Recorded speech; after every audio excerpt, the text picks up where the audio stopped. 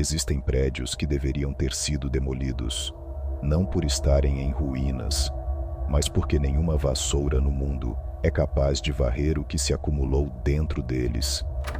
Você está no corredor 13. A porta já se fechou atrás de você. Em 1903, no alto das montanhas de Minas Gerais, um hospital foi inaugurado para tratar tuberculosos. O ar frio das serras, diziam os médicos, curava os pulmões. O nome oficial era Hospital Colônia, mas o terreno onde ele foi construído tinha outro nome, mais antigo. Um nome que ninguém quis manter nos registros oficiais: Fazenda da Caveira. A propriedade havia pertencido a Joaquim Silvério dos Reis, o homem que traiu Tiradentes, e talvez seja só coincidência. Talvez. Mas o hospital nasceu sobre terra envenenada por traição, e quase tudo o que aconteceu ali depois pareceu nascer da mesma raiz. Nas primeiras décadas, o Colônia funcionou bem. Era um sanatório para ricos. Tinha telefone, talheres de prata, cortinas limpas. Então, em algum momento dos anos 30, as portas começaram a se abrir para outro tipo de paciente, e a partir dali, ninguém nunca mais saiu de lá pelo mesmo lado em que entrou. Eles chegavam de trem. Era um vagão específico da Rede Mineira de Viação. Os ferroviários o chamavam de trem de louco. Saía de várias cidades do interior, atravessava a noite e parava na estação de Barbacena pouco antes do amanhecer. Lá dentro vinham homens, mulheres, crianças, algumas amarradas, outras dormindo de exaustão. A maioria não tinha qualquer doença mental. Eram mulheres que haviam sido estupradas pelos patrões e engravidaram. Eram filhas que perderam a virgindade antes do casamento. Eram homens que amavam outros homens. Eram epilépticos, tímidos, mães solteiras, mendigos, alcoólatras, negros considerados perigosos por existirem. Eram pessoas inconvenientes, e a sociedade tinha encontrado um endereço para se livrar delas. Quando o trem chegava, eles eram descidos à força, tiravam as roupas, cortavam os cabelos, recebiam um número, e a partir daquele instante, deixavam de ter nome. Em 1961, o hospital projetado para 200 pacientes abrigava 5.000. Não havia médicos suficientes, não havia enfermeiras, havia apenas guardas, e choques elétricos, e lobotomias feitas em salas sem anestesia, com pacientes ainda conscientes. A outra porta neste corredor. Vamos abrir.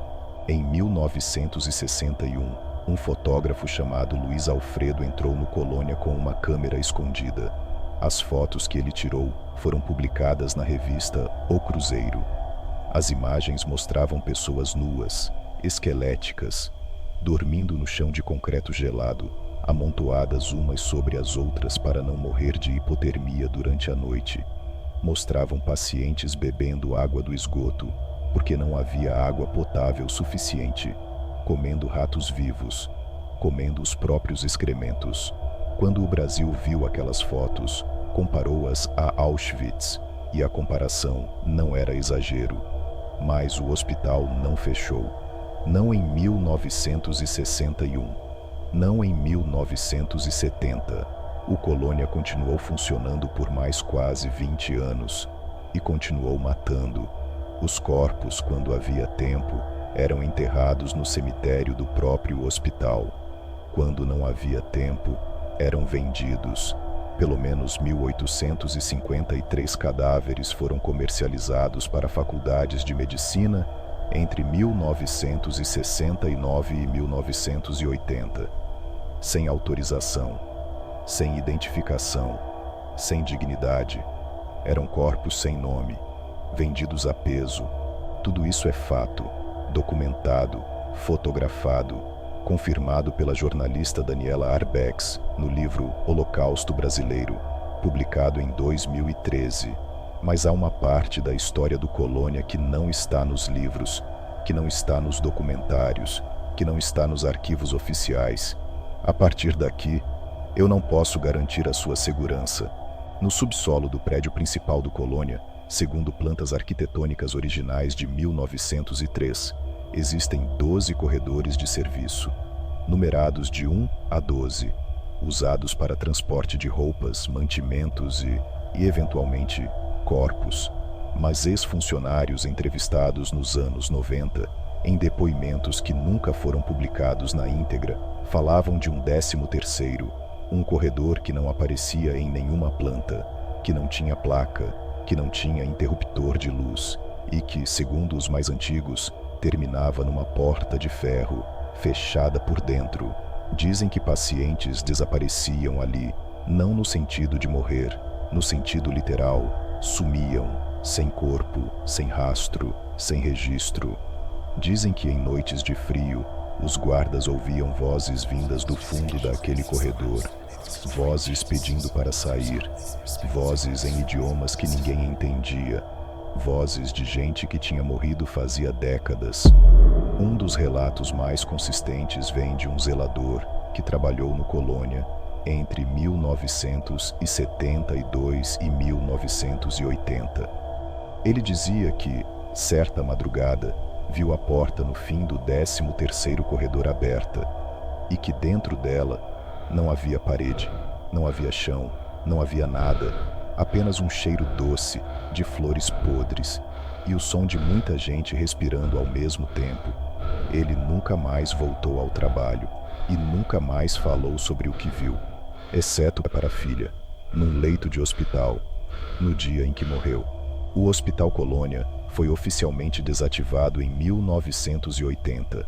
Hoje, parte do prédio funciona como Museu da Loucura, aberto ao público, mas o subsolo continua interditado. Os responsáveis pelo museu dizem que é por causa do risco estrutural, pisos antigos, amianto, mofo. Talvez seja só isso. Talvez. Mas se um dia você for a Barbacena e descer aquela escada e contar as portas no subsolo, conte com calma, porque se você chegar até a 13ª, ela vai estar lá. E ela vai estar entreaberta. Se você quer continuar andando por este corredor, inscreva-se, mas não diga que eu não avisei. Você não deveria estar aqui, mas agora já é tarde.